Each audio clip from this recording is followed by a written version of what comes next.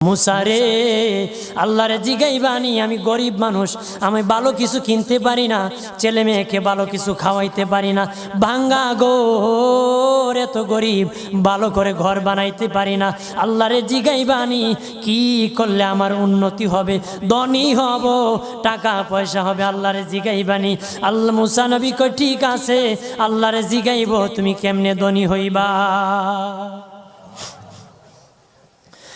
আল্লাহ নবী মুসা নবী তিন রাস্তার মোড়ে যা দেখে একটা লোক বসে আছে, তার দুই হাত নাই, দুই পা নাই, দুই হাত নাই, দুই পা নাই।